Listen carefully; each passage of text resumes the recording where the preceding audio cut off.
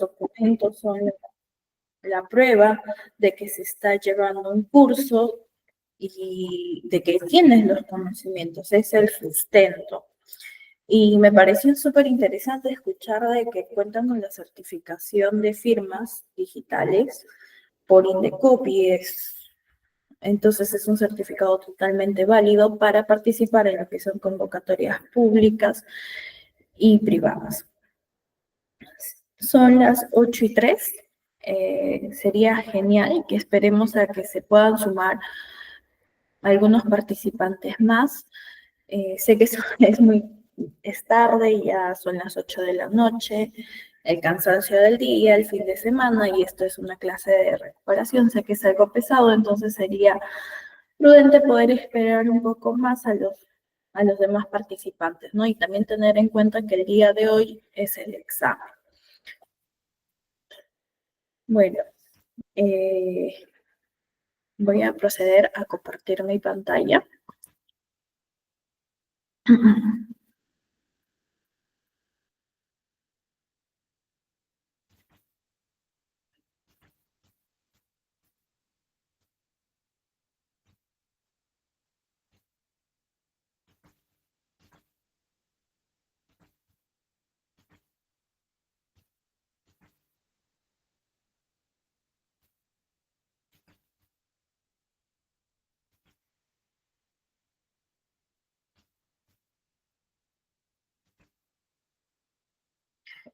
Bueno, el día de hoy veremos el tema 4, que es documentos en la contratación pública, contratos, actas y resoluciones.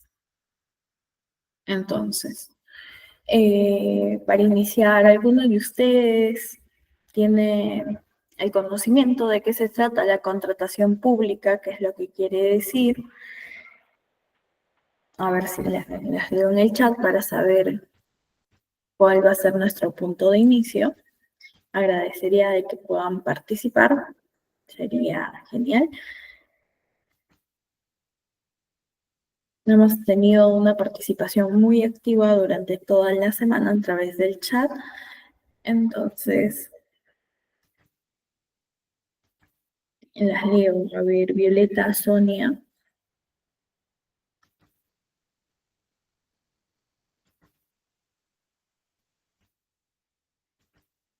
Bueno, como les iba comentando, ¿no?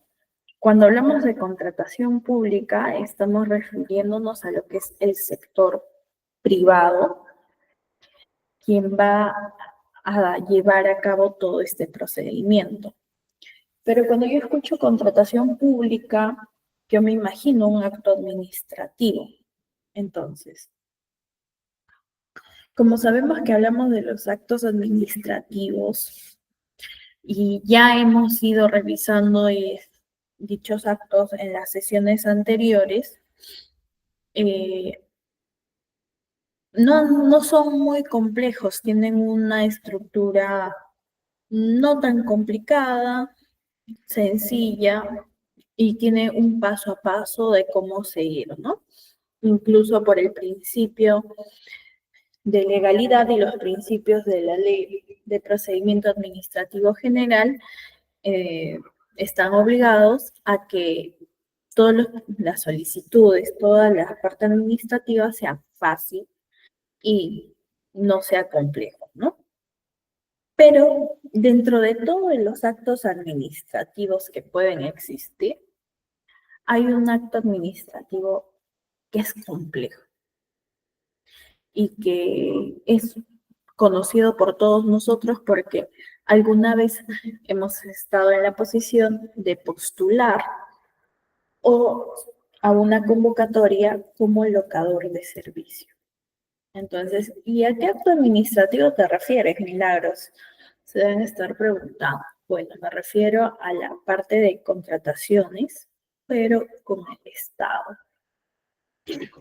Es una norma que ha sido modificada en el año 2024 y este año ya está surtiendo efecto. Pero cuando yo escucho contrataciones con el Estado, explícame más. Bueno, ustedes han escuchado del caso de Odebrecht, que es un caso muy sonado que está envuelto en la gran mayoría de nuestras autoridades acá en el Perú. Voy a compartir un pequeño video para que puedan ver cuáles son las consecuencias de no realizar una buena gestión administrativa, una gestión documental en lo que es la parte de contrataciones con el Estado. Entonces, voy a proyectarlo.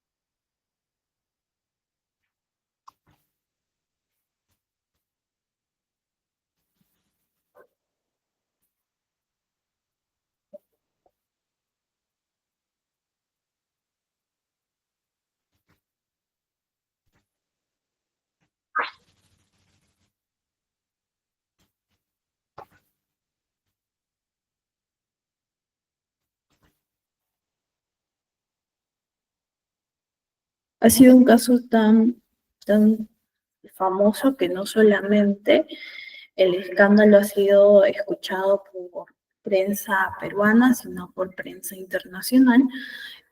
Me confirman, por favor, si logran. Odebrecht es una constructora brasileña, pero no cualquiera.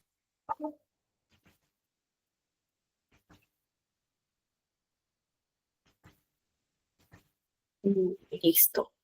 Ahora sí. Es de hecho el más grande conglomerado de ingeniería de América Latina, pero cometió varios errores. Pagó sobornos a funcionarios para hacerse a contratos en varios países en donde operaba. Todo comenzó con el escándalo de la petrolera estatal de Brasil, Petrobras. Hubo acusaciones de que la constructora cobró sobrecostos a la petrolera y usó parte de ese dinero para sobornar a los políticos. La justicia de Brasil comenzó a investigar, pero también fiscales de Estados Unidos y Suiza, y al final Odebrecht aceptó que era culpable y como parte de su arrepentimiento decidió cooperar entregando información sobre los sobornos. Odebrecht reconoció el pago de 439 millones de dólares fuera de Brasil, siendo Venezuela, República Dominicana y Panamá los países en donde hizo más sobornos. Argentina, Perú y Colombia han sido solo los casos más recientes de este escándalo. Fue toda una década de pagos de sobornos en esta región. 12 países en total investigan, así que vendrán más medidas. Es solo el comienzo.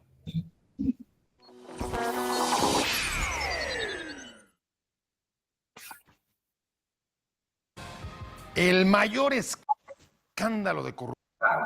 Entonces, como podemos ver, Odebrecht ha sido uno de los casos más famosos acá en Perú, que no solamente ha sido en Perú, sino ha sido en nuestros países hermanos.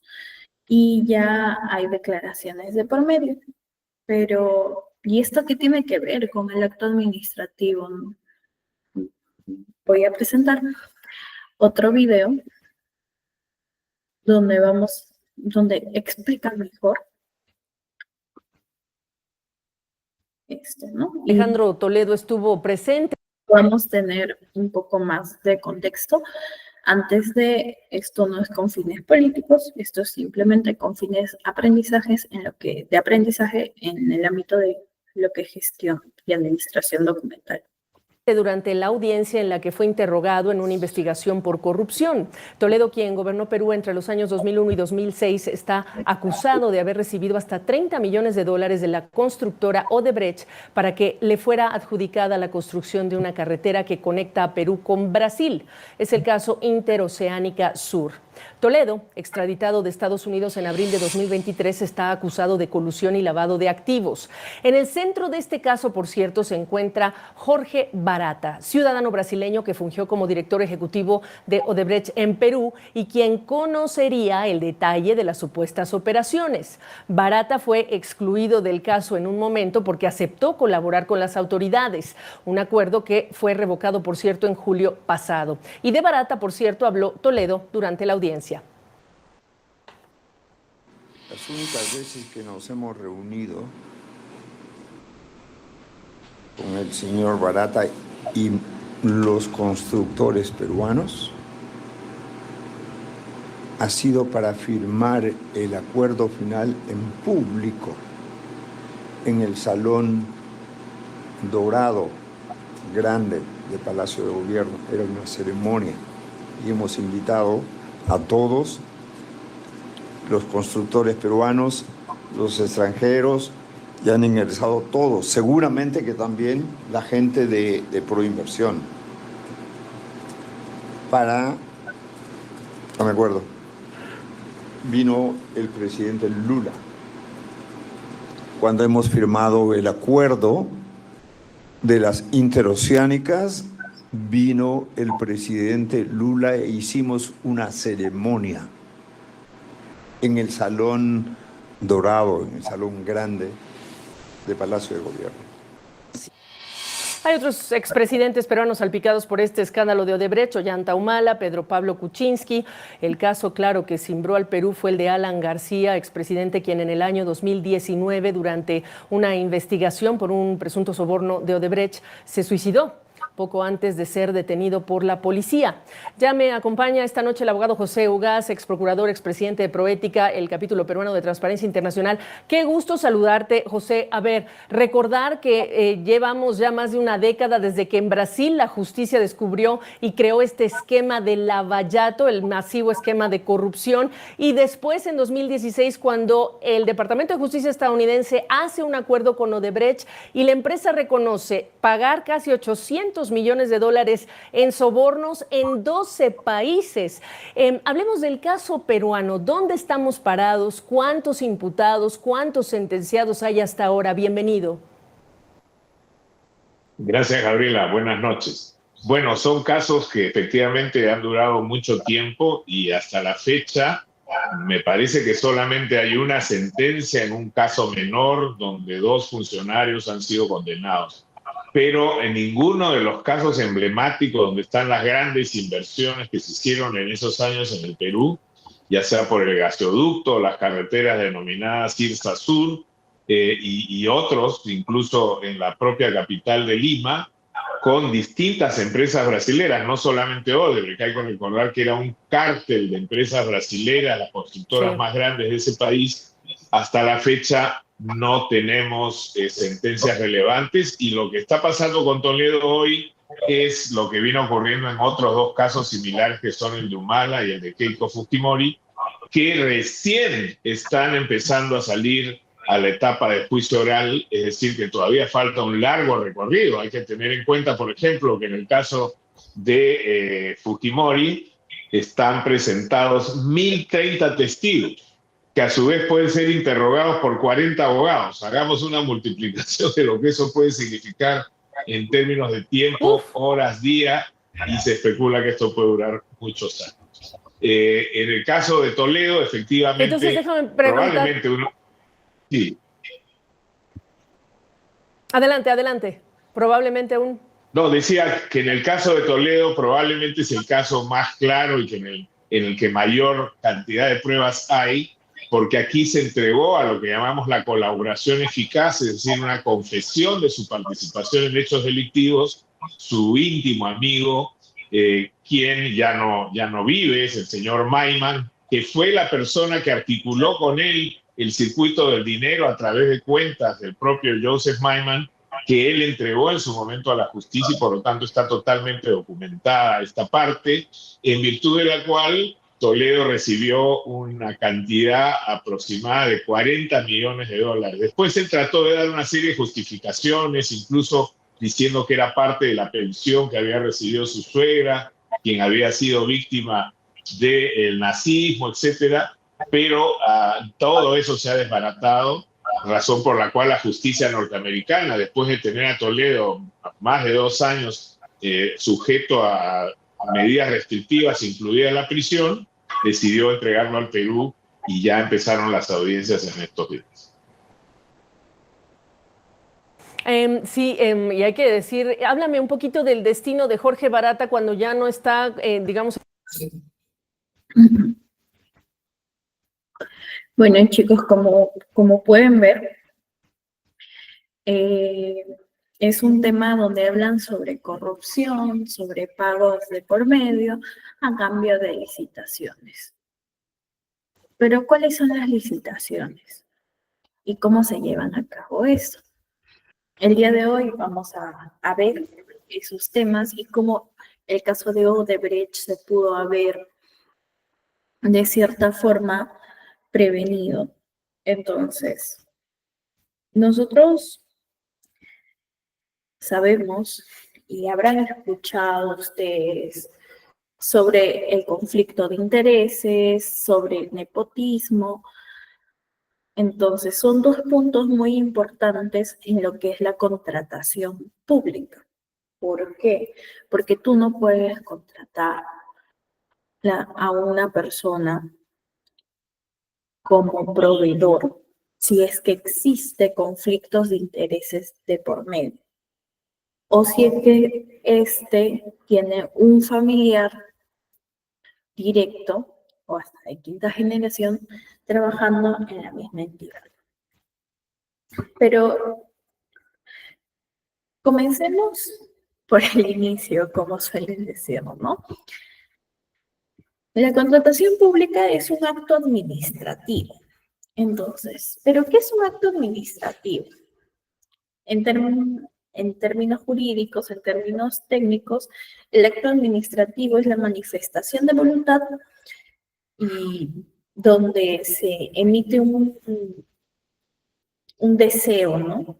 Por parte de la administración pública, es decir, por parte del Estado o la entidad pública, en el ejercicio de sus funciones, los cuales están destinados a producir efectos jurídicos, individuales o concretos. Entonces, hagamos un paréntesis. Acto administrativo es igual a efectos jurídicos.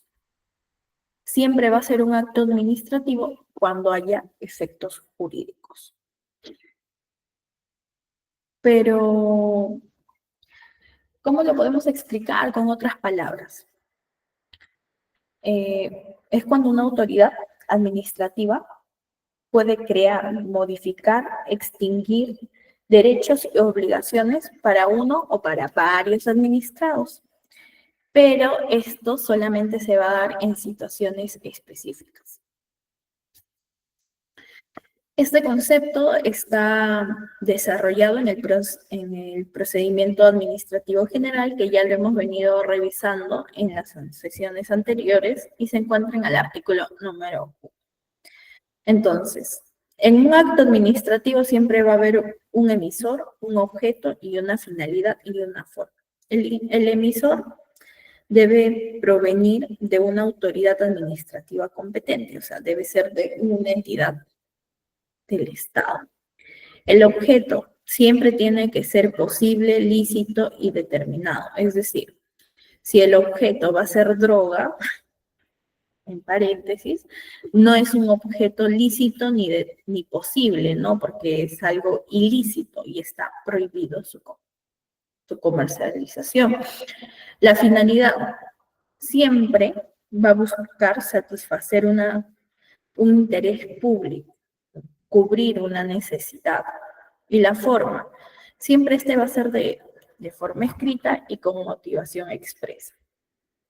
Pero para eso vamos a dar un dato clave. No todo documento emitido por la administración pública es un acto administrativo. Recordemos que siempre va a ser un acto administrativo cuando este sea formal, tenga un objeto posible y cuando sea emitido por una autoridad. Entonces, vamos a la siguiente PPT.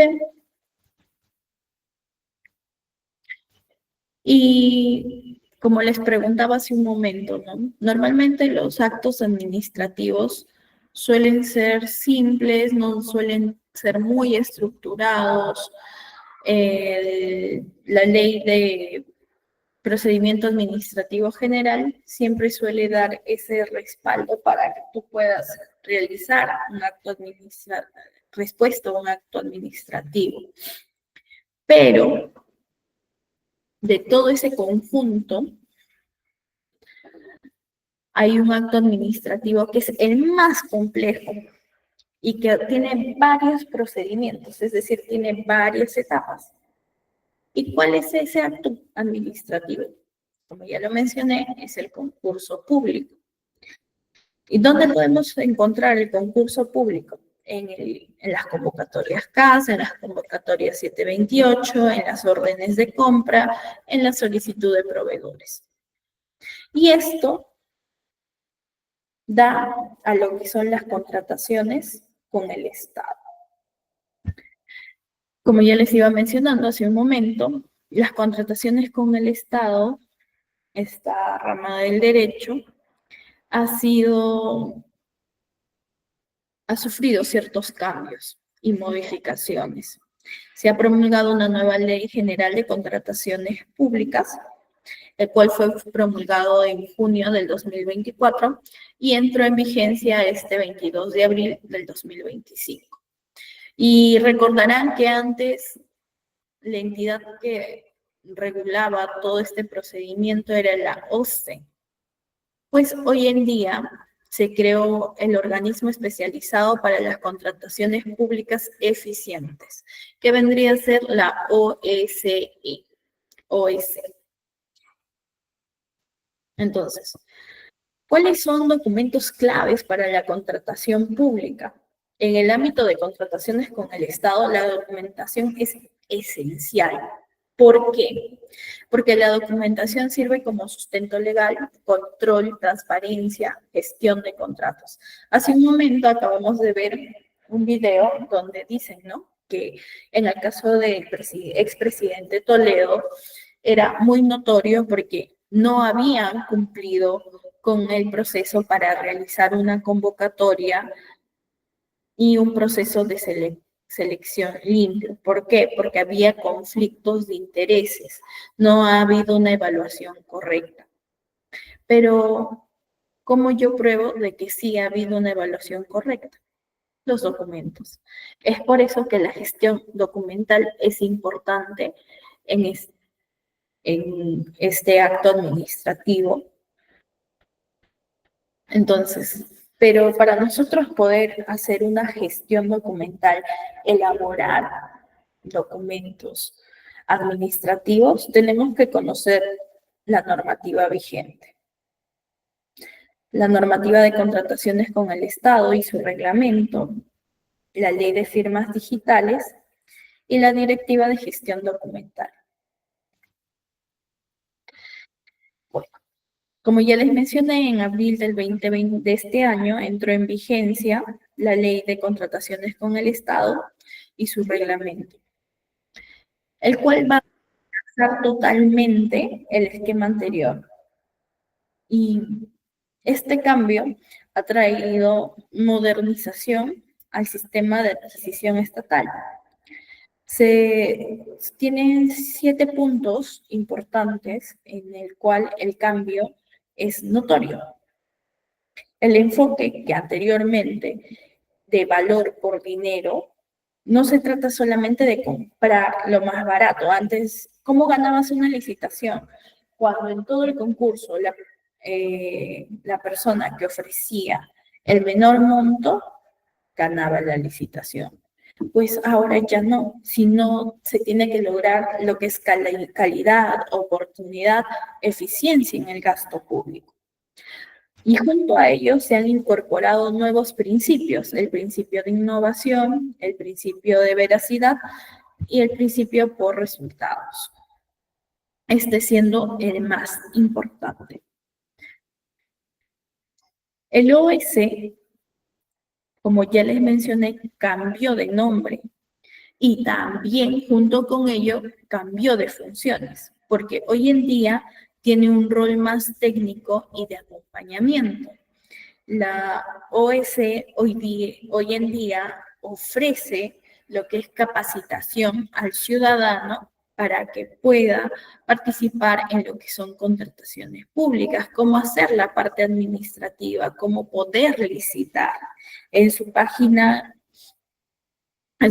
web de la OEC van a poder encontrar manuales, formatos, clases grabadas, un montón de material que les va a ayudar a ser parte de un procedimiento de lo que son licitaciones, por ejemplo. Junto con ello, nace la plataforma también digital Planicop, donde se une lo que anteriormente estaba separado, en lo que es el CAC y el RNP, y módulos de contratación menor para mayor transparencia y para que se pueda tener mayor trazabilidad. Y con esto nacen 3 nuevas modalidades: la compra pública de innovación, los contratos menores, que son menores de 8 UITs, los jurados especializados y estrategias obligatorias de lo que es en la contratación. Chicos, si tienen alguna pregunta o sienten que estoy yendo muy rápido, no duden en avisarme para detenerme y poder explicar. Entonces, continúo. También, junto con estos cambios, se ha mostrado mayor flexibilidad contractual. Entonces, ¿y a qué te refieres con mayor flexibilidad contractual, Milagros? Bueno, ahora hay prestaciones hasta del 30% de descuento y se puede hacer modificaciones porque ya hay nuevas reglas y resolución parcial. Entonces, después de eso, como el 7º punto, se ha fortalecido lo que es el control, la prevención de corrupción y evitar los problemas de conflictos de intereses, como hemos visto hace un momento. ¿Por qué? Porque se ha creado la Junta de Prevención y Resolución de Disputas, mejores herramientas para la convocatoria. Y junto a ello, la OEC es un ente supervisor. Es que va a estar supervisando todo el proceso de la convocatoria y el proceso de selección. Pero hay que aprender con ejemplos. Veamos un caso. En esta situación tenemos el ejemplo 1, que es un caso de OEC, y hemos colocado como ejemplo a la Municipalidad Provincial de Cusco. En esta situación se ha querido adquirir 50 buses para el transporte urbano bajo la modalidad de contratación menor. Acordemos, con modalidad de contratación menor. Y se detectó que el comité no elaboró una estrategia de contratación obligatoria. Y como resultado, el proceso se retrotrajo para cumplir la nueva ley, es decir, no se dio. Entonces, la Ley General de Contrataciones nos dice que la estrategia de contratación es un instrumento obligatorio, el cual integra el expediente de contratación y exige la asignación concreta de riesgos según objetivos del proceso. Pero junto a ello, el reglamento nos dice que se tienen que desarrollar actuaciones preparatorias y se debe de detallar la estrategia, debe haber un análisis de mercado, debe haber indagación de por medio, asignación de riesgos, modalidad de contratación. Es decir, se debe hacer un estudio técnico. La estrategia, y para eso se tiene que plantear una estrategia. ¿Cómo yo puedo licitar? ¿Cómo hago este procedimiento? Y normalmente podemos decir, bueno, esto es un papel burocrático. Pues no, es un instrumento técnico jurídico que justifica el por qué yo selecciono la modalidad de contratación menor y por qué yo estructuro la evaluación. Entonces, si no existe una estrategia, su ausencia va a desordenar todo el expediente. Entonces, cuando tenemos un desorden, abre vicios, por ejemplo, direccionamiento, especificaciones indebidas, errores de cuantía, errores en el fraccionamiento. ¿Y por qué la omisión? Porque en este caso, como podemos ver, que se detectó que el comité no elaboró la estrategia de contratación obligatoria, es decir, hubo una omisión, es tan grave. ¿Por qué? Porque el hecho de yo no haber realizado ese procedimiento es grave. Bueno, eso desencadena a una falta de sustento jurídico y técnico, porque no vamos a tener estrategia. La práctica administrativa y la jurisprudencia administrativa no va a dar un respaldo legal y no va a haber control y fiscalización. Entonces, si no hay estrategia, no hay análisis del mercado, no hay determinación de la cuantía razonable. Y cuando queremos ver los riesgos que puede causar el comprar 50 buses, no vamos a saber si es que esto se puede malograr o de pronto no es algo funcional. Entonces, cuando nosotros querramos justificar dicha compra, no vamos a saber por qué. Y menos aún, por qué modalidad lo hicimos. Entonces, la estrategia refuerza lo que son las bases, las especificaciones técnicas y los criterios. Entonces, vamos a ver. ¿Y qué ocurrió en la práctica, no? ¿En qué pasó? Bueno, se convocó una contratación para 50 buses bajo la figura de contratación menor, pero la Municipalidad de Cusco no realizó una estrategia. ¿Y por qué hubo retroacción? ¿Por qué no se dio? Pues la estrategia es obligatoria porque tenemos que cumplir con estos 3 puntos. ¿Cuáles son esos 3 puntos? Tenemos que hacer un análisis de mercado, tenemos que ver la parte de técnicas, qué es lo que se requiere para contratar, bajo qué criterios. Y debemos tener un respaldo jurídico y administrativo. Y debemos también especificar cómo vamos a controlar y cómo vamos a fiscalizar. ¿Para qué? Para saber qué riesgos, tanto patrimoniales como sancionadores, vamos a tener. Entonces, ¿qué es lo que nos dice acá? No se dio, no procedió la licitación porque como no hubo una estrategia, no se pudo justificar la cuantía. Tampoco se pudo justificar el fraccionamiento y menos las especificaciones técnicas, ¿no? Como la capacidad, emisiones, lo que es seguridad.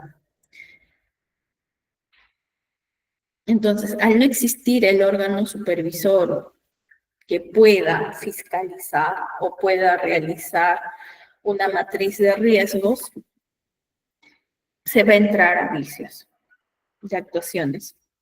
Entonces, no va a ser un proceso ordenado. ¿Y yo cómo puedo corregir esto, Milagros? ¿Qué es lo que yo puedo hacer para que no me pase esto? Se establecen 8 pasos, contando desde el 0. Primero se va a emitir una resolución interna o acta de suspensión. ¿Para qué? Para dejar constancia de la detección del vicio. Esto es en caso de que yo me haya olvidado de redactar algo o me haya olvidado de establecer una estrategia y yo tengo que implementar estos 7 pasos, disculpe, estos 8 pasos. ¿Para qué? Para yo poder corregir, para yo poder subsanar mi error. ¿Cuál es el paso 1? Que es de medida inmediata, emitir una resolución interna o un acta de supervisión. El siguiente paso, revisar la cronología del proceso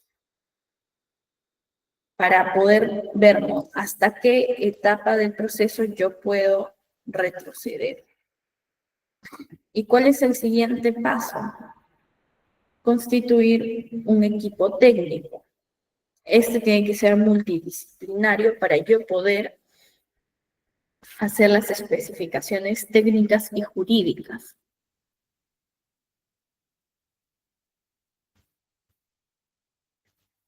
Luego de ello es redactar un documento técnico jurídico donde se encuentre el análisis del mercado y todas las especificaciones técnicas. En un momento voy a detallar eso, ¿no? Y esto vendría, y el paso 3 vendría a ser una estrategia de contratación. Luego de ello, tenemos que realizar audiencias técnicas, consultas del mercado, ¿para qué? Para obtener mayor información de todos los proveedores. Después de ello, una ejecución.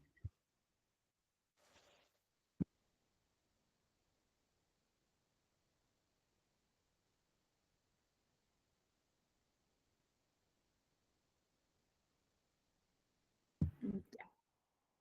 Continuamos. Luego de hacer consultas en todo el mercado, se tiene que incorporar la estrategia. Sí, y vernos si procede, o si es que se tiene que emitir una adenda, o se tiene que realizar una nueva convocatoria. En el caso de que no haya procedido, o se va a tener que reabrir una convocatoria y poder evaluar todo conforme a la nueva estructura. Y después de ello, informar y atender los requerimientos de la OS. Y actualizar lo que es la PAC, ¿no? Entonces, veamos este cuadro donde he podido resumir lo más importante. ¿Y qué es lo que tenemos que hacer como medida inmediata? Tenemos que dejar constancia de la detección del vicio y los supuestos actos posteriores. Por ejemplo, firmas de contrato, evitar actuaciones que agraven la situación. Es lo que debemos de hacer de forma primordial. ¿Y qué documentos claves yo tengo que generar para poder realizar este acto? Puede ser una resolución, un acta de suspensión, una anotación en el expediente o notificaciones a las partes interesadas. Entonces, ¿y quiénes son los responsables? En este caso vendría a ser el jefe de contrataciones o la autoridad competente. En el paso 2 nos dicen, determina hasta qué etapa retrotraer o retroceder. Tendríamos que tener una visión en toda la cronología del proceso, desde el inicio y todas las etapas siguientes. ¿Para qué? Para identificar el punto exacto donde ha ocurrido el vicio. Esto suele darse siempre en lo que son actuaciones preparatorias. Entonces, De esa forma podamos documentar la motivación para nosotros poder retroceder al punto donde nos hemos equivocado. ¿Y qué documentos claves tenemos que generar? Pues puede ser un informe técnico de revisión para solicitar la cronología de actos y acompañarle a esto de fundamentación legal, ¿no? La responsabilidad lo tiene la asesoría legal y esto se encuentra alojado en la referencia normativa de la OIC actualmente. Entonces, hablábamos de constituir un equipo. Sí, este equipo tiene que ser multidisciplinario. ¿Para qué? Para poder asegurar una estrategia técnica y jurídica sólida. ¿Para qué? Para que el área usuaria, tanto legal y el de experto en el transporte, en este caso, puedan desarrollar un correcto informe técnico. Luego de ello, tenemos lo que es el acta de constitución de equipos, donde vamos a realizar designaciones, donde vamos a elaborar cronogramas de trabajo. Entonces, en este caso va a ser el DEC, el líder, y el área usuaria, y lo que es la asesoría legal de la OIC, y el experto técnico que se ha contratado al momento de constituir el equipo. Voy a ver si hay alguna pregunta. No, todavía no por el momento. Así que continuamos. Como tercer paso, que es elaborar la estrategia de contratación, ya bien, después de haber formado tu equipo técnico jurídico, procede a venir lo que es redactar el documento técnico, donde tiene que haber lo que es un análisis de mercado, por ejemplo, precios, plazos, proveedores, perfiles de riesgo, justificación de modalidad, lo que es criterios de evaluación y plan de gestión contractual. Entonces, eso ya vendría a ser la estrategia de contratación. Esto tiene que estar firmada, ojo, tiene que contar con anexos, cotizaciones, análisis de mercado y una matriz de riesgo. Después de ello viene la interacción ya con el mercado, ¿no? Donde yo hago las consultas, las audiencias técnicas. ¿Y por qué es importante esto? Para poder obtener información de los proveedores, para tener alternativas que pueden ayudar mi documento técnico jurídico. ¿Y qué documento podemos generar? Puede ser minutas, correos, porque ahora el correo también es una forma de generar escritos, actas de audiencia y registro de respuestas. Como quinto paso es la reformulación o el expediente y las bases. Incorporar a la estrategia si se puede emitir una adenda o una nueva convocatoria. ¿Para qué? Para poder ajustar las bases y las especificaciones en función a la estrategia que se está creando y así poder justificar el fraccionamiento, ¿no? Y para eso vamos a emitir lo que es una adenda. La reapertura del proceso y la nueva evaluación. En el caso de que la adenda no se dio, se va a tener que reabrir la convocatoria y poder evaluar conforme a la nueva estructura. Recepcionar, admitir, reevaluar ofertas, si la buena pro ya fue dada, o evaluar medidas al respecto de bienes estratégicos. Para eso, un acta de reapertura es el documento clave para poder evaluar ello. Como el séptimo paso y el penúltimo, se tiene que informar y atender los requerimientos de la OIC. ¿Para qué? Para poder registrar el expediente y todas las correcciones realizadas. Y de esa forma, poder cumplir con el control para minimizar lo que son los riesgos y las sanciones. Y para eso se va a gestionar lo que es el documento estratégico, conocido como el informe, y va a ir dirigido a la OIC. Y como último paso es actualizar la PAC, planillas y poder capacitar al personal. Entonces, continuamos.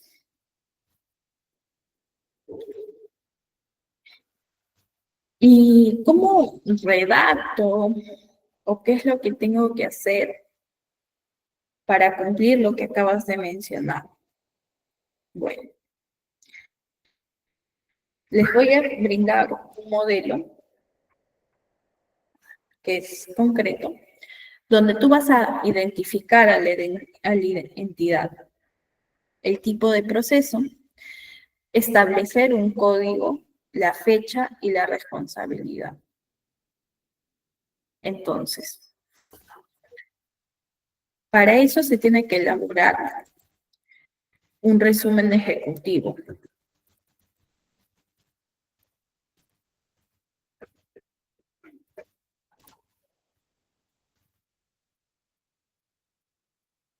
Un resumen ejecutivo y puede estar compuesto por el objetivo y el monto estimado, ¿no? ¿Qué es lo que yo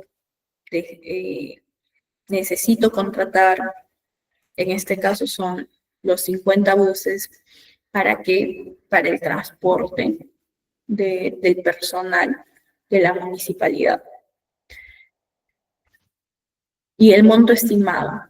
¿Cuánto me cuestan estos 50 buses? No sé, por ejemplo, 100 soles. Todo eso tiene que estar detallado en el resumen ejecutivo. ¿Por qué? Porque esto va a ser dirigido a la dependencia encargada de las contrataciones. Entonces, es muy importante ser específico en este resumen ejecutivo.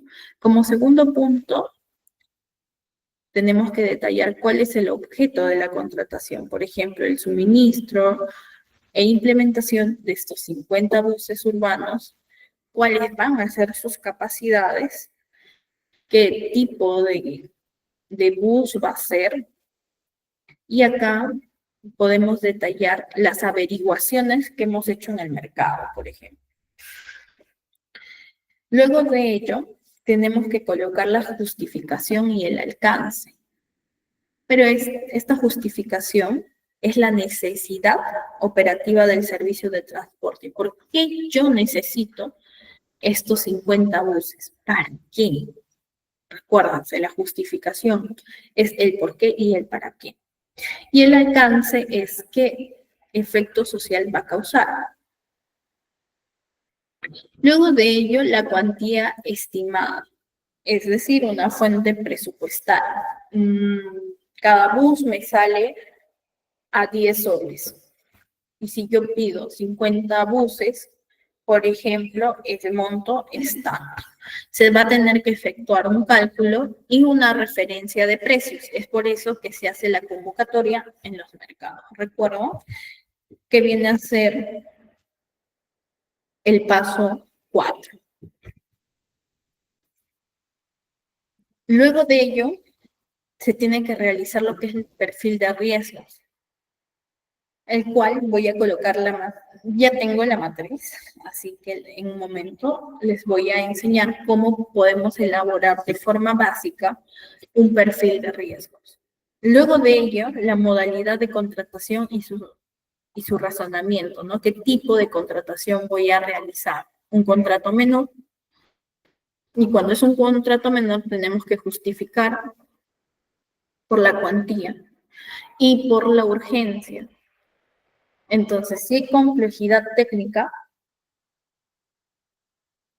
tenemos que justificar, ¿no? ¿Por qué no usar otro tipo de contratación mayor o una licitación pública? Entonces, imaginemos que tenemos redactado el informe técnico. Nosotros tenemos que hacer lo que hemos redactado en el informe técnico, traducirlo en las especificaciones técnicas, ¿no? ¿Qué criterios de evaluación? Por ejemplo, la calidad, las prestaciones, la garantía, el servicio de postventa. ¿Y qué estrategia de competencia voy a tomar? ¿Cómo evitar los direccionamientos? Es decir, requisitos funcionales en vez de marcas, aperturas o variantes. Luego, el plan de gestión contractual. ¿Cuál va a ser el plazo de entrega? ¿Qué es lo que pasa si no me entrega? ¿Qué penalidades existen? El control de recepción, ¿qué garantías? Por ejemplo, si hay averías, yo tengo que devolverlo, si hay averías me reembolsan. Todo eso se encuentra en lo que es el plan de gestión contractual. Y un cronograma de presupuestos. ¿Cuándo voy a realizar los pagos? ¿En qué fechas y qué monto? Y junto a ello, es importante presentar lo que son los anexos, lo que vienen a ser las evidencias de interacción con el mercado, las cotizaciones que se han elaborado con distintos proveedores, los informes técnicos y el acta que ha sido presentado a la dependencia que está encargada de las contrataciones, que vendría a ser la DEC. Entonces, ¿y por qué yo tengo que hacer todo eso? Porque mi objetivo es adquirir las 50 unidades de buses urbanos, los cuales van a ser articulados o estándar para el servicio de transporte urbano del centro del Cusco con características técnicas que aseguren la capacidad mínima de 80 pasajeros o superior al sistema de seguridad, por ejemplo, que tenga cámaras y que tenga una garantía mínima de 24 meses y servicio. Y después de eso podemos detallar mayores características para poder justificar el monto económico y así el presupuesto y nos pueda decir, ¿no?, si es que hay disponibilidad presupuestal, porque puede que no lo haya. Entonces, en el punto 6 hablábamos del perfil de riesgos. ¿Cómo elaboro yo un perfil de riesgos? Cuando hablamos de riesgos, vamos a hablar de probabilidades, de impacto, de mitigación y de responsables. Cada vez que escuchen la palabra riesgos, va a haber un responsable de por medio. ¿Y cuáles son los riesgos más frecuentes? La entrega tardía, especificaciones restrictivas, falta de repuestos locales, por ejemplo, en el caso de los buses, no compré una marca que no es muy conocida y no importa repuestos para estos, eso quiere decir de que uno de los buses, de los 50 buses, va a quedar inhabilitado. Entonces, y que pase eso ya es un riesgo. ¿Y cuál es otro riesgo? El incremento de costos por adición de accesorios. Por ejemplo, solamente el bus te cuesta 10 soles, pero el timón te cuesta unos 200 soles. La bolsa de aire que te va a proteger ante accidentes te cuesta 700 soles. Entonces los accesorios te están costando más que el precio del bus. Eso vendría a ser un riesgo también. Pero estos riesgos se miden entre mediano, bajo, muy bajo y alto. Entonces, acá solamente vamos a tomar 3 tipos de indicadores: el alto, el mediano y el bajo. Entrega tardía. Sí, puede ser que nos entreguen tarde, pero es una probabilidad mediana porque yo he averiguado y me han establecido como fecha límite, como tiempo límite, una fecha exacta y tienen un compromiso. Entonces, la probabilidad no es mediana. Pero si es que esto pasara, hay un impacto alto. ¿Y yo cómo mitigo la pérdida que voy a causar cuando me realicen una entrega tardía?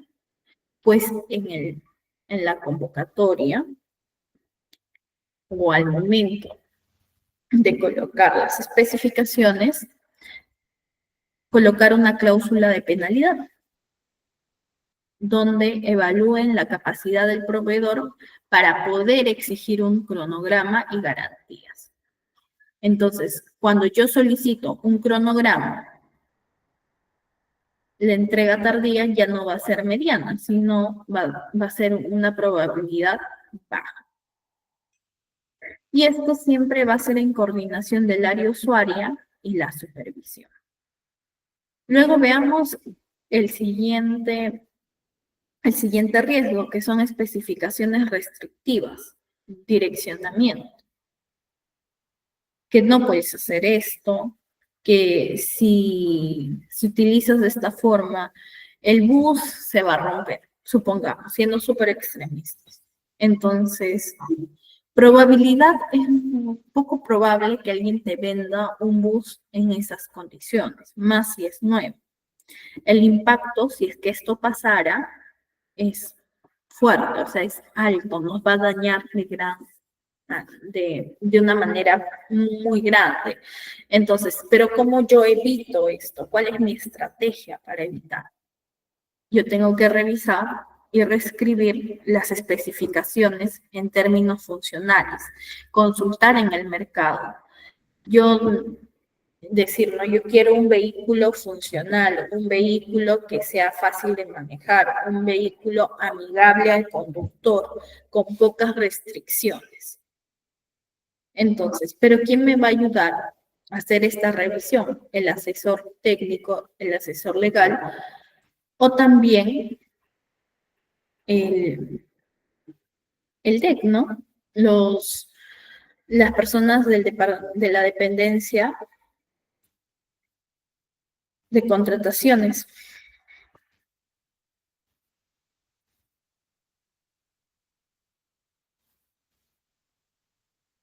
Veamos si hay preguntas por el momento.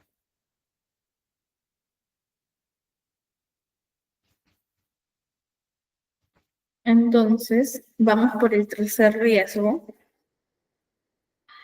Uno de los riesgos también, como vemos acá, es la falta de repuestos. Probabilidad que pase esto es baja, porque se supone que ya hemos elaborado un sustento técnico. Entonces, el impacto mediano, porque puedo buscar repuestos que le ayuden, ¿no? Que no lo dejen totalmente funcional, pero que ayuden. Entonces, dentro de la solicitud, tenemos que requerir un stock mínimo y las cláusulas de suministro de repuestos. Decir, ya, está bien, tú no me vas a vender los repuestos porque tú no lo tienes, pero dime dónde lo puedo encontrar.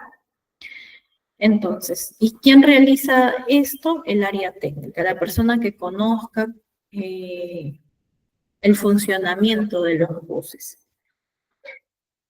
Y luego el incremento de costos por adición de accesorios. Esto sí es un riesgo medio porque suele haber cláusulas abusivas muchas veces o al momento de hacer la licitación no suelen percatarse de este punto.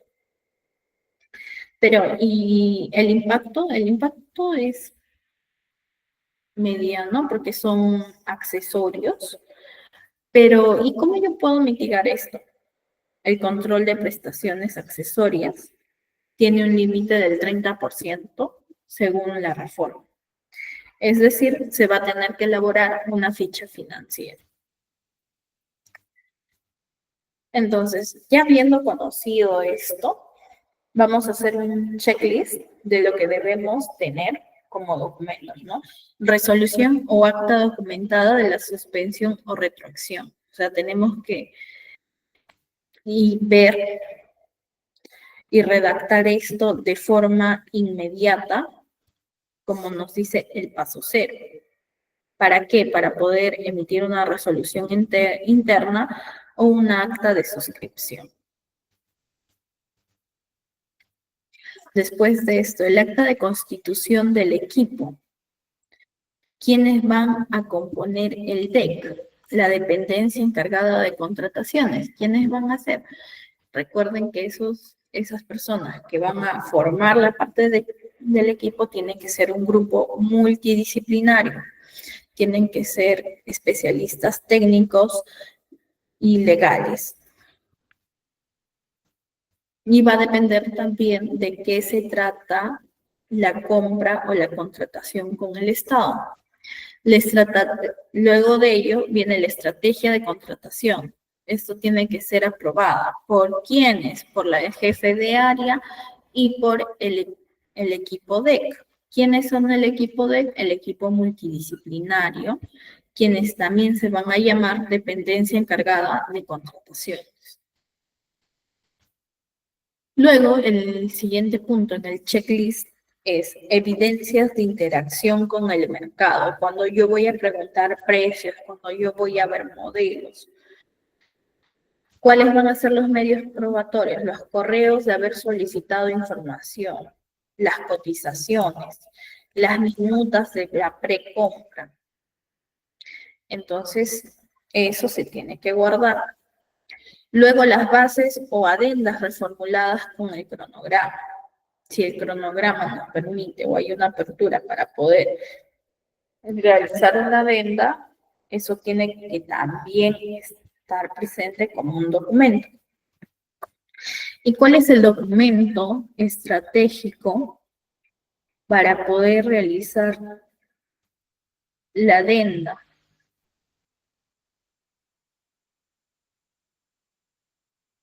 Pregunta para la clase. Está en este cuadro.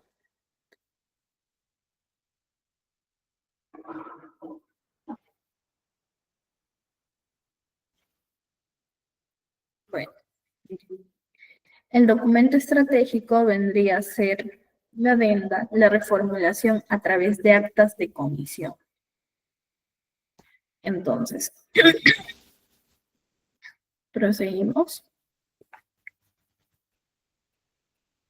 Luego de eso, vamos a tener en cuenta lo que es el registro de modificaciones del PAC, el presupuesto administrativo para la contratación. Luego de ello debemos tener el informe técnico económico, el cual va a ser elaborado por los especialistas, por el equipo multidisciplinario. Después de ello, vamos a tener las actas de evaluación, una nueva adjudicación, si es que correspondiese, y una copia de comunicaciones a la OS. Entonces,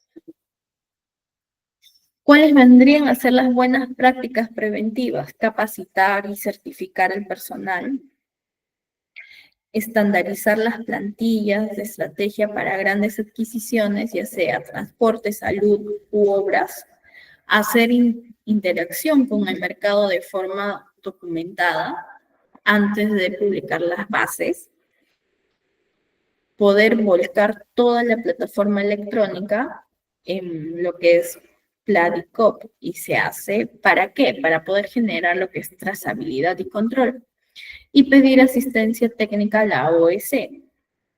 La OS, como les mencioné, está brindando esa facilidad en su página web. Van a poder encontrar toda la información. Terminando la clase, yo les voy a compartir el link para que puedan revisar.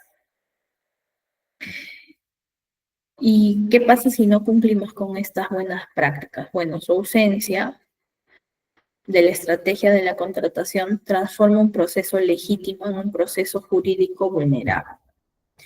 Es decir, va a haber corrección, va a haber exigencia de retracción, vamos a tener que elaborar un instrumento técnico adicional y bueno, no vamos a tener la forma de documentar la interacción con el mercado. Entonces, no se va a poder reabrir lo que es la selección. Eso sería por el ejemplo. Entonces, ahondemos más en el contrato público, porque probablemente lo que les haya hablado hace un momento haya sido algo engorroso y muy técnico, Vamos a ir con ejemplos de a poco, ¿no? El contrato administrativo. ¿Qué es un contrato administrativo? ¿Y en qué se diferencia de un contrato civil? Pues el contrato administrativo es celebrado por una entidad pública para satisfacer necesidades de interés general, del interés del común, o sea, de todos los administrados, de toda la población. Y esto siempre es sugerido o va respaldado por la Ley de Contrataciones con el Estado y su reglamento. Pero hay prerrogativas a favor de la administración. Por ejemplo, la entidad tiene que tener la potestad de resolver unilateralmente, aplicar penalidades y exigir garantías. Como por ejemplo, el contrato para la construcción de un hospital regional. Y ahí vemos el contrato civil. ¿Qué es un contrato civil? Es entre particulares, entre personas naturales, como ustedes, entre sus compañeros o ustedes conmigo, y este se va a encontrar regido por el Código Civil. No se otorga a una de las partes la facultad unilateral, a diferencia del contrato administrativo. En el contrato civil, ambas partes son iguales y se cumple lo que se acuerda. Por ejemplo, el alquiler de un inmueble entre dos empresas privadas. Entonces, en lo que consta de la gestión documental, el archivo institucional, los contratos administrativos deben clasificarse bajo una serie, ¿no? Contratos administrativos y conservarse según una tabla de retención documental y tiene que ser aprobada por archivo general. Luego tenemos los elementos esenciales del contrato público. Vamos a ver si hay preguntas. No, por el momento.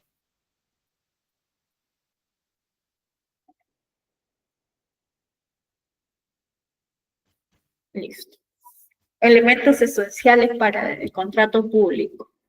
¿Cuándo se va a dar un contrato público? Cuando hay consentimiento, cuando hay aceptación mutua de las condiciones por la entidad y el proveedor. Para eso va a haber un acta de otorgamiento de la buena pro y la suscripción del contrato. Se va a poder realizar contrato público cuando el objeto sea un bien, un servicio u obra claramente definido y cuantificable. Si no es cuantificable, pues no va a haber contrato público. Luego tiene que existir una causa, lo que es la finalidad pública, esta tiene que estar justificada en el plan anual de contrataciones. También tiene que tener forma, es decir, tiene que estar obligatoriamente escrita y registrada en el CIAS. Pero ¿cuáles son los errores frecuentes al momento de realizar un contrato público? Contratos firmados sin coincidir con el expediente de contratación o que el objeto contractual sea ambiguo, no pueda ser definido claramente y mucho menos cuantificable. Si no es cuantificable y no está definido, no hay contratación pública. Y también, agregando a esto, la contratación pública tiene que estar respaldada por un sustento técnico y tiene que ser para el bien común de todos los administrados. Pero para realizar la contratación pública siempre hay requisitos formales. Este tiene que ser de forma escrita bajo la nueva ley del 3022.5 y tiene que estar por escrito. Puede ser la firma digital o la firma manuscrita. Pero desde que se hace la versión 3, la firma digital es estándar en todas las entidades que cuenten con certificado digital emitido por la certificadora autorizada de Indecopy. La firma manuscrita solo se usa en casos excepcionales, debidamente justificados y escaneados para su registro. ¿Y por qué? ¿Por qué dicen esto? Pues hoy en día la firma autorizada por Indecopy al cual cuenta con un certificado, es una medida de protección de los datos personales y también de protección al documento. ¿Por qué? Porque les da legitimidad. Mientras cuando hablamos de una firma manuscrita, pues esta es fácil de falsificar, por ejemplo.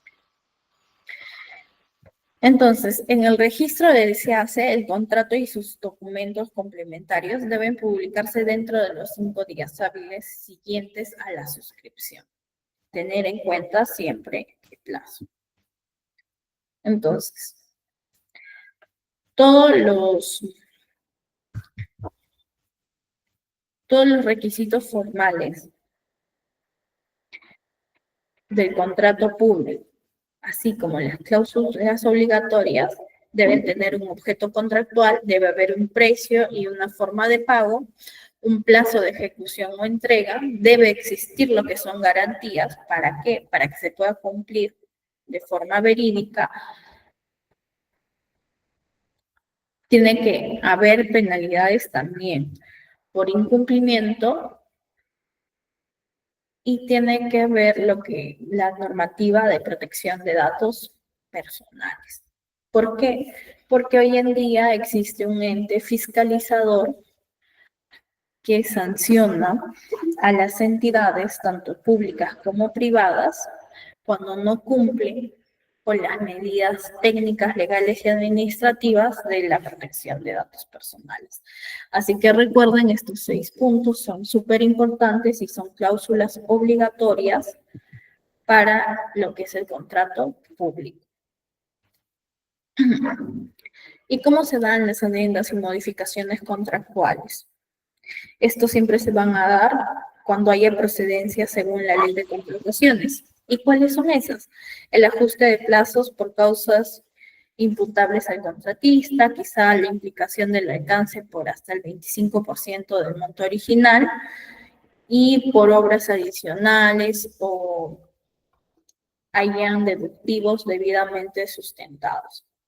Y la otra causal de lo que es una adenda o una modificación es el registro y publicación. Todas las adendas deben publicarse en SEACE dentro de los plazos establecidos en su resolución aprobatoria. Cuando hablamos de gestión documental, pero electrónica, ¿qué nos dicen? Que la codificación y el registro se tiene que usar el sistema de gestión documental interno para asignar códigos únicos. Y estos tienen que estar vinculados obligatoriamente a la PAC. Pero, ¿qué es la PAC? Hace un momento lo mencioné, pero la PAC vendría a ser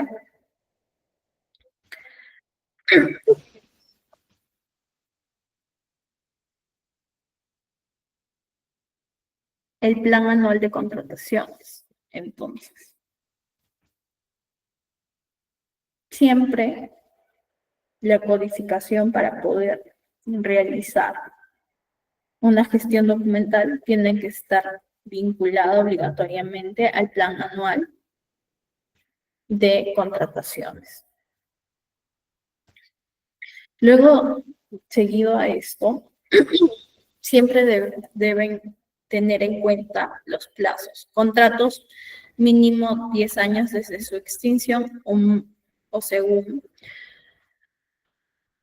la investigación o auditorías. Y si hay adendas y documentos, el mismo plazo para el contrato principal, ¿no? Que son de 10 años a más.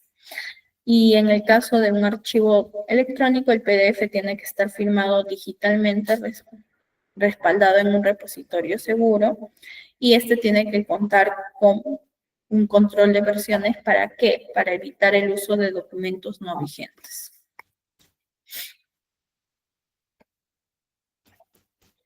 Entonces, y si hablamos de actas, ¿qué actas existen en la contratación pública? En la gestión contractual, el acta es el documento oficial, el cual tiene el valor probatorio. y este registra lo que son los hechos, los acuerdos o situaciones relevantes en un proceso de contratación. Los tipos más frecuentes es el acta de otorgamiento de la buena pro, la cual tiene la finalidad de documentar las decisiones del comité de selección sobre la propuesta ganadora. Tiene lo que es base legal, que es la ley de contrataciones con el Estado y su reglamento, y también como contenido mínimo cuenta con la identificación del proceso, el número del SEACE, los datos de los postores, la evaluación y lo que es el puntaje y la adjudicación al ganador, y la firma de todos los miembros del comité. Luego viene el acta de servicio de obra o servicio, que tiene como finalidad registrar la fecha oficial de inicio, la entrega del terreno, en el caso hablemos de obras, o las condiciones iniciales para el servicio. Como contenido mínimo, el acta debe contar con la fecha y el lugar de inicio, las partes intervinientes, es decir, la entidad y el contratista, el estado inicial, puede incluir lo que son fotografías, planos y las observaciones que existan, ¿no? Y junto a ello, tiene que estar lo que es la relevancia, el punto de partida para poder hacer el conteo de los plazos contractuales. Luego, como punto final, tenemos el acta de conformidad. Esta acta de conformidad certifica que el bien o servicio fue entregado conforme a lo contratado y el contenido mínimo es la descripción detallada del bien, servicio u obra, los criterios de verificación y los resultados y la declaración de conformidad o el rechazo. Entonces, esto tiene como implicancia que se le pueda pagar al contratista y ya no haya obligación de entrega, porque lo último es el acta de conformidad. Pero junto a ello también hay más actas. Tenemos a la de recepción, al acta de reunión y comités de selección. Hablemos un poco más del acta de recepción. El acta de recepción tiene como finalidad recibir formalmente los bienes o una estructura, verificando la cantidad, la calidad y el cumplimiento. Tiene una diferencia con el acta de conformidad. ¿Por qué? Porque la de recepción es el acto de recibir físicamente la conformidad, es la validación de que cumple con lo pactado. El contenido mínimo, pues, es el detalle del material o la infraestructura, las observaciones y pendientes. Luego tenemos al acta de reunión y comités de selección. La finalidad es documentar acuerdos, decisiones o incidencias durante el proceso de contratación. Tiene como contenido mínimo el orden del día, los participantes y cargos, los acuerdos adoptados, los votos y las observaciones, siendo el acta de reunión el más utilizado en coordinaciones. Y los requisitos legales y de forma para lo que son el diseño de las actas. Tiene que contar con lo que es la fecha, los lugares exactos de la reunión, identificación de participantes con nombre, cargo y lo que es la entidad. La descripción clara de los acuerdos, los hechos, las observaciones. También tiene que contar con las firmas digitales o manuscritas, la numeración correlativa en el expediente y también debe contar con un lenguaje claro y preciso para evitar ambigüedades y términos coloquiales. Junto a ello se tiene que incluir lo que son los anexos y la evidencia fotográfica, por ejemplo, fotografías, planos, reportes, cuadros técnicos. En el caso de anexos deben incluir lo que son referenciados en el cuerpo del acta y lo que son los metadatos. Eso vendrían a ser los archivos digitales y deben estar acompañados de la fecha, del autor, la ubicación. ¿Para qué? Para que puedan tener una trazabilidad. Junto con ello debe ir la evidencia y el valor probatorio. que es el acta, es prueba documental que en los procesos administrativos, civiles e incluso en los penales, siempre tiene que existir lo que es la evidencia y el valor probatorio. En el formato electrónico debe contar con firma digital, registro de sistemas de gestión y metadatos. Recordamos que cuando hablamos ya en un formato electrónico, sí o sí, tiene que ser una firma digital válida. No puede ser una firma digital escaneada. ¿Y qué es el error más común al redactar las actas? Fechas incorrectas o incompletas, la falta de firma de todos los intervinientes, un lenguaje ambiguo y la pérdida de anexos, el uso de escaneo sin firma digital. Entonces, las fechas incorrectas no te permiten ver lo que es el cronograma y los documentos de respaldo. Pero si tú creas a forma de prevención un cronograma establecido con fechas correctas y documento de respaldo, vas a poder crear un sistema de gestión documental fácil de encontrar y poder subsanar o prevenir el error. La falta de las firmas de todos los intervinientes. Eso te genera el riesgo de una nulidad parcial. ¿Cómo prevenir esto? Confirmar una lista de asistencia antes de cerrar lo que es la reunión.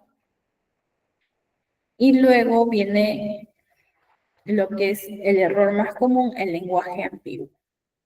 Interpretaciones erróneas. ¿Y cómo yo mitigo eso? ¿Cómo prevengo eso? Bueno, utilicemos redacción jurídica estandarizada o tratar de utilizar un lenguaje común sin caer a lo que es el lenguaje coloquial.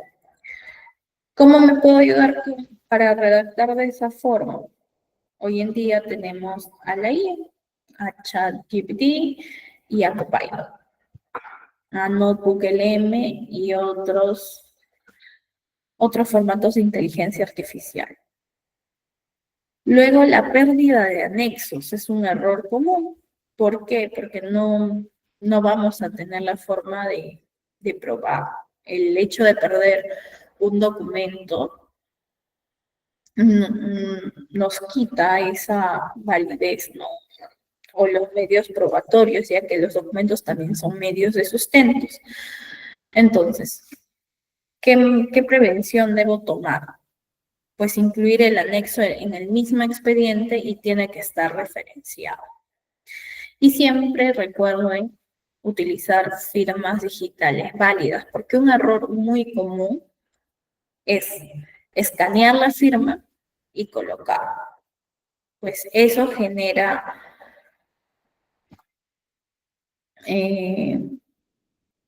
lo que es la invalidez.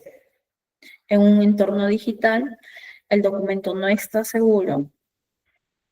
Pero ¿cómo prevengo eso?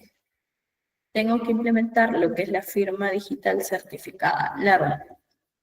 Hoy en día todos tenemos lo que es el DNI, o bueno, la gran mayoría tiene el DNI digital.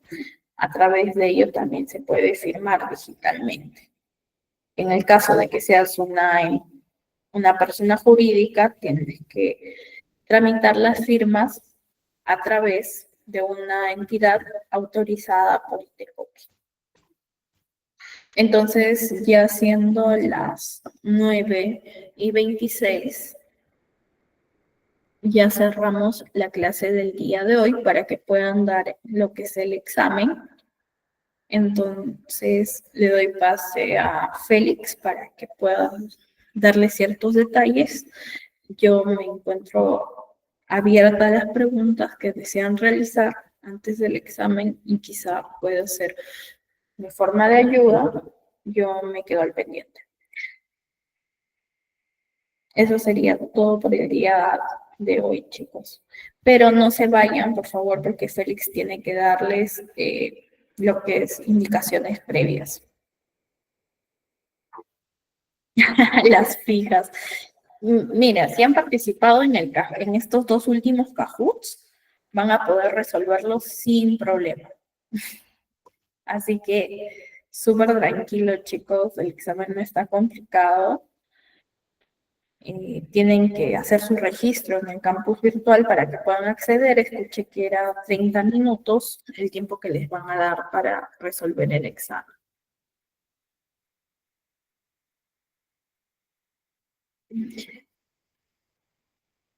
Entonces,